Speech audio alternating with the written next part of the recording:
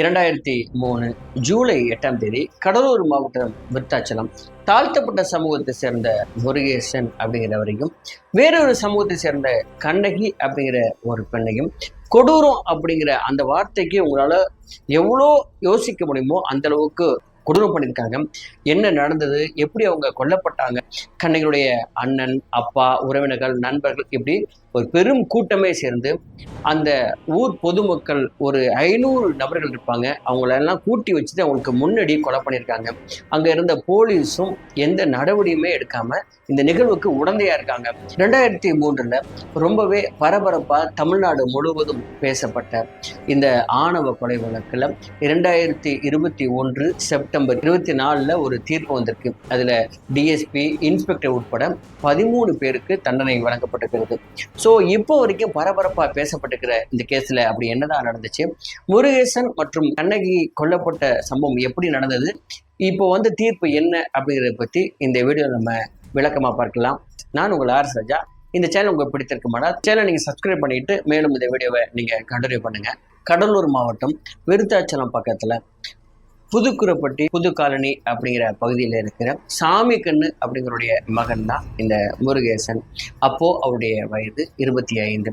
தாழ்த்தப்பட்ட சமூகத்தை சேர்ந்த இவர் 2003 அந்த சமயத்திலேயே அண்ணாமலை யூனிவர்சிட்டியில் பிஏ கெமிக்கல் இன்ஜினியரிங் முடிச்சிருந்தார். 2003 என்ஜினியரிங் அப்படிங்கிறது ஏழை குடும்பங்களுக்கு ஒரு எட்டாத உயரம் கனவுன்னே சொல்லலாம்.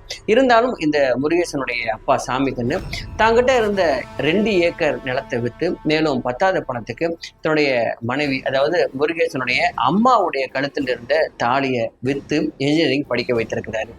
இவ்வளோ அந்த குடும்பத்தோட சூழலை தெரிஞ்சுங்க, அவ்வளோ வறுமையான ஒரு சூழலையும் படிப்புக்கு முக்கியத்துவம் கொடுக்குற ஒரு குடும்பம். இந்த முருகேசனும் நல்லா படிச்சு வெளியில வராது. அதே சமயத்துல அந்த ஊருடைய பிரசிடண்டா இருந்த துரைசாமி அப்படிங்கிறோடைய மகள் தான் கண்ணகி. அப்போ இந்த கண்ணகியுடைய வயது 22.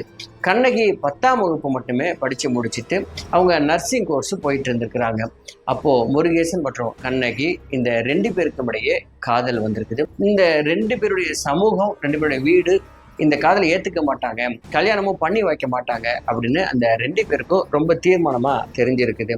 அதனால இதுல இன்னொரு முக்கியமான குறிப்பிட வேண்டிய ஒரு விஷயம் என்ன அப்படின்னா, கண்ணகியுடைய அப்பா துரைசாமியுடைய குடும்பமும் ரொம்ப பணக்கார குடும்பம், சொத்து பத்து அதிகம் இருக்கிற குடும்பம் அப்படின்னு நீங்க நினைக்கிறீங்கன்னா அது ஒண்ணுமே கிடையாது. துரைசாமி அந்த ஊருடைய பிரசிடண்டா இருக்கிறாரு. முருகேசனுக்கு எவ்வளவு நிலங்கள் இருந்துச்சோ அந்த மாதிரி தான் இந்த கண்ணகி வீட்டுல அவங்க அப்பாவுக்கும் நிலங்கள் இருந்திருக்குது. அதனால ஸ்டேட்டஸ்ல அவங்க அந்த பொருளாதார ரீதியா 2 பேரும் ஒரே மாதிரி தான் இருந்திருக்காங்க. ஸோ கண்ணகி மற்றும் முருகேசன் இந்த 2 பேரும் என்ன முடிவு பண்ணுறாங்க அப்படின்னா, எப்படி இருந்தாலும் நம்ம 2 பேரும் கல்யாணம் பண்ணி வைக்க மாட்டாங்க, அதனால நம்ம சட்டப்படி ரிஜிஸ்டர் மேரேஜ் பண்ணிக்கலாம் அப்படின்னு முடிவு பண்ணியிருக்கிறாங்க. கடலூரில் இருக்கிற ரிஜிஸ்டர் ஆஃபீஸில் 5/5/2003 அன்னைக்கு கல்யாணமும் பண்ணிக்கிறாங்க. ஆனால் அதுக்கப்புறம் கொஞ்ச நாள் அவங்கவுங்க வீட்டில் தனித்தனியாக யாருக்கும் தெரியாமல் அதை மறைச்சி இருந்திருக்கிறாங்க. இவங்க கல்யாணம் பண்ணிக்கிட்டது, இவங்க லவ் பண்ணுறது இந்த 2 பேருடைய வீட்டுக்குமே துளி கூட தெரியாது. அப்போ தான் ஒரு கட்டத்தில் இந்த 2 பேருமே நம்ம சேர்ந்து வாழலாம், கல்யாணம் தான் பண்ணிட்டோமே அப்படின்னு அவங்க முடிவு பண்ணி இவங்களுடைய வீட்டை கிளம்பி போகிறாங்க. அப்போது கண்ணகி வீட்டில் இல்லை அப்படிங்கிற இந்த தகவல் கண்ணகியுடைய வீட்டாருக்கு தெரிய தேட ஆரம்பிக்கிறாங்க.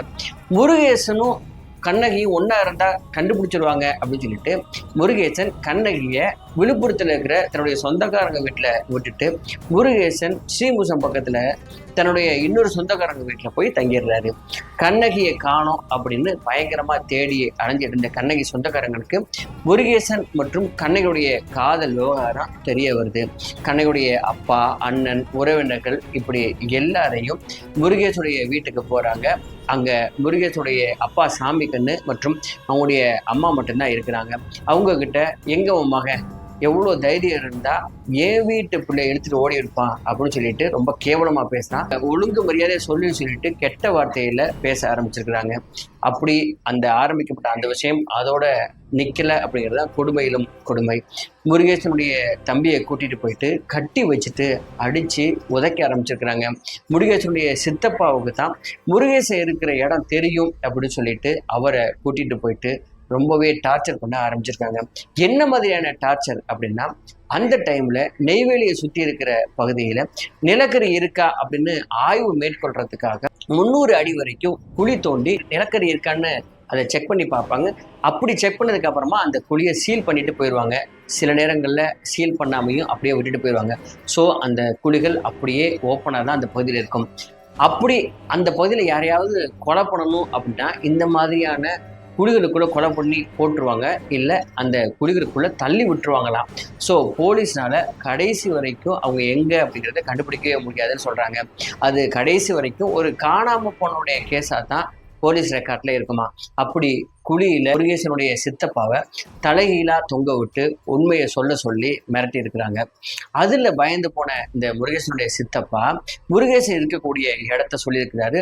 உடனே முருகேசன் அங்க ஊருக்குள்ள கூட்டி வரப்படுறாரு. வந்த உடனே இவங்க தான் அப்படிங்கல, கண்ணில் படுற எல்லாருமே இந்த முருகேசனை தூக்கி போட்டு அடிக்க ஆரம்பிக்கிறாங்க. முருகேசனுடைய சட்டையை கிழிச்சு உடம்புல ஒரு ஒட்டு துணி இல்லாம நடு ஊருக்குள்ள இழுத்துட்டு போயிருக்கிறாங்க. கேட்கவே நெஞ்செல்லாம் பதறது இல்லையா? இந்த காலகட்டத்தில் இப்படிலாம் இருக்கான்னு கேட்குறவங்களுக்கு இருக்கு. அப்போ முருகேசனுடைய அம்மா அங்கே போய் எல்லாருடைய காலையும் விழுந்து கெஞ்சிருக்கிறாங்க, என் பையனை விட்டுருங்க, என் பையன் வந்து தெரியாம பண்ணிட்டான், இந்த ஊரை விட்டே நாங்கள் போயிடுறோம், எங்களை மன்னிச்சு விட்டுருங்க அப்படின்னு சொல்லிட்டு. ஆனால் அவங்களோ இவங்களுடைய ஜாதி பேரை சொல்லி உங்க ஜாதிக்கு எங்களுடைய மகள் கேட்குதா அப்படின்னு சொல்லிட்டு முருகேசனுடைய அம்மாவை தூக்கி போட்டு அடிக்க ஆரம்பிக்கிறாங்க. அப்போ கண்ணகியுடைய அப்பா துரைசாமி, சரி உன்னுடைய பையனை நாங்கள் உயிரோட விட்டுறோம், என்னுடைய மகன் எங்கே இருக்கா, என்னுடைய மகளை மட்டும் இங்கே கூட்டிகிட்டு வந்துரு அப்படின்னு சொல்லி அவங்க சொல்கிறாங்க. எப்படியோ இவங்க 2 பேரும் உயிரோட வாழ்ந்தா போதும் அப்படின்னு முடிவு பண்ண அம்மா கண்ணகி இருக்கிற இடத்தையும் சொல்கிறாங்க. உடனடியாக அங்கே கண்ணகியை போய் தூக்கிட்டு வந்துடுறாங்க.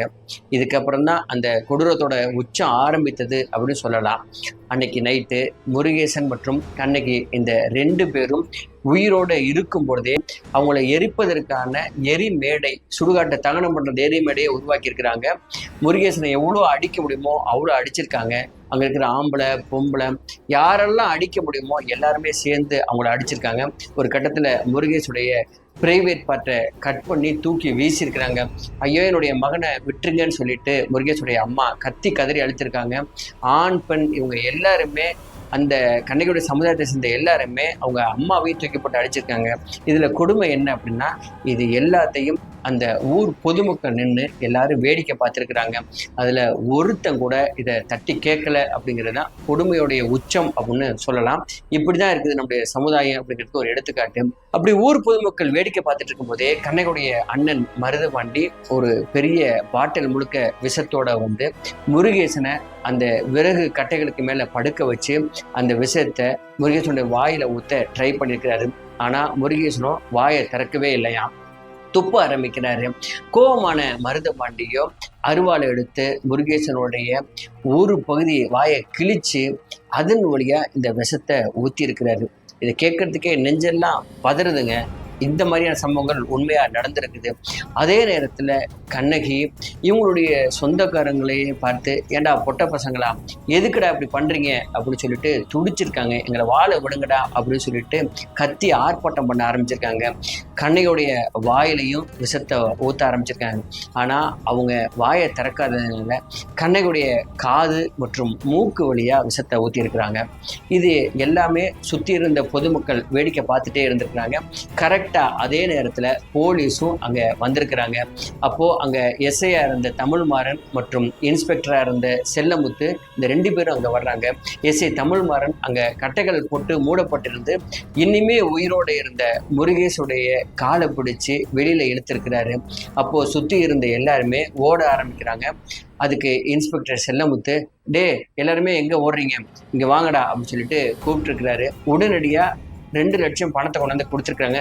சரி நீங்கள் சீக்கிரமாக வேலையை முடிங்க அப்படின்னு சொல்லிட்டு போலீஸ் அங்கேருந்து கிளம்பிடுறாங்க. போலீஸ் நினச்சிருந்தா இந்த கொலையை தடுத்திருக்கலாம், ஆனால் போலீஸ் அதை செய்யலை. இதை அப்போது முருகேசுடைய காலை எடுத்த எஸ்ஐ தமிழ்மாறன் பின்னாட்களில் அவரே சொல்லி அதை ஒத்துக்கொண்டிருக்கிறார். இப்போது அங்கே குற்றுயிரும் குலையுருமாயிருந்த முருகேசனை கண்ணகி இந்த 2 பேரும் இறக்கிறதுக்கு முன்னாடியே உடம்புல உயிர் இருக்கும் போதே தீ வச்சு எரிக்கப்படுறாங்க. துள்ள துடிக்க அந்த 2 பேரும் எரிஞ்சு அப்படியே கதறிக்கிட்டே செத்துருக்கிறாங்க அப்படிங்கிறது தான் உண்மை. இதை வேடிக்கையை பார்த்து கொண்டிருந்த குறைந்தபட்சம் 500 பேர் இருப்பாங்களாம். இவ்வளவு மிருகத்தனமாக அந்த மக்கள் வாழ்ந்திருக்காங்க. இது அப்போது மீடியாவில் மிகப்பெரிய செய்தியாக வருது. ஸோ போலீஸுக்கு கேஸ் போட்டே ஆகணும். ஸோ அவங்க என்ன பண்ணுறாங்கன்னா அப்படின்னா 2 குடும்பமும் சேர்ந்து தான் கண்ணகி மற்றும் முருகேசனை கொலை பண்ணிட்டதா அவங்க ஃபைல் பண்ணுறாங்க. அப்போது ஆரம்பித்த இந்த வழக்கறிஞர் ரத்தினம் அவருடைய தலைமையில் நடத்தப்பட்டு 2004 சிபிஐக்கு மாற்றப்பட்டு இப்போது 18 வருடங்கள் கழித்து இதுக்கு ஒரு தீர்ப்பு வந்திருக்குது. SC/ST சிறப்பு நீதிமன்ற நீதிபதி நீதியரசர் திரு உத்தமராஜ் அவர்கள் தீர்ப்பு வழங்கியிருக்கிறார். அதில் இந்த சம்பவத்துடைய முக்கியமான குற்றவாளியான கண்ணகியுடைய அண்ணன் மருதுபாண்டிக்கு தூக்கு தண்டனையும், இந்த சம்பவத்துக்கு உடந்தையா செயல்பட்ட டிஎஸ்பியா ப்ரொமோட் ஆகி இப்போ ரிட்டையர்டான செல்லமுத்து மற்றும் இன்ஸ்பெக்டரா இருந்த தமிழ்மாறன் உட்பட 13 பேருக்குமே ஆயுள் தண்டனை வழங்கியிருக்கிறாரு. மேலும் இதில் தவறுதலாக குற்றம் சாட்டப்பட்ட முருகேசுடைய சித்தப்பா மற்றும் முருகேசுடைய இன்னொரு உறவினரை விடுதலையும் செய்திருக்கிறாரு. வரலாற்று சிறப்புமிக்க இந்த தீர்ப்பு தாமதமாக கிடைக்காம முன்னதாகவே கிடைச்சிருந்தா அனைவரும் போற்றக்கூடிய தீர்ப்பாக இருந்திருக்கும் அப்படிங்கிறத யாரும் மறுக்க மாட்டாங்க. போன தலைமுறையில் தான் படிப்பறிவு இல்லாமல் ஆணவ கொலை நடந்துச்சு அப்படின்னா இப்போவுமே ஜாதிகளை தூக்கி பிடிச்சி இளைஞர்கள் மற்றும் மாணவர்கள்ட்ட திணிச்சுக்கிட்டே இருக்காங்க. இதில் மேல் சாதி மக்கள் கீழ் சாதி மக்கள் சொல்லிட்டு யாரையும் நம்ம பிரிக்க வேணாம், அவங்கள குறை சொல்கிறதும் நம்மளுக்கு நோக்கம் இல்லை. பணத்துக்காக பண்ணப்படுகிற காதலும் இது கிடையாது. 2 பேர் காதலிக்கிறது அவ்வளோ பெரிய பாவமா அப்படிங்கிறத நீங்கள் உங்கள் மனசாட்சிக்கே கேட்டுக்குங்க. சரி நம்மளே, இந்த வீடியோ ஒரு எச்சரிக்கை பதிவு தான். இந்த மாதிரியான விஷயங்களும் நம்ம சமூகத்தில் நம்ம இருக்கிற இடத்துல நடக்குது. இதுக்கு இப்படி ஒரு சம்பவம் உங்கள் கண்ணுக்கு முன்னாடி நடந்தால் நீங்கள் என்ன பண்ணுவீங்க அப்படிங்கிறத கமெண்ட்டில் தெரியப்படுத்துங்க. நான் உங்களை ஆரம்பிச்சா மறக்காமல் இந்த சேனலை சப்ஸ்கிரைப் பண்ணிங்க, உங்கள் நண்பர்களுக்கும் ஷேர் பண்ணுங்கள். நன்றி, வணக்கம்.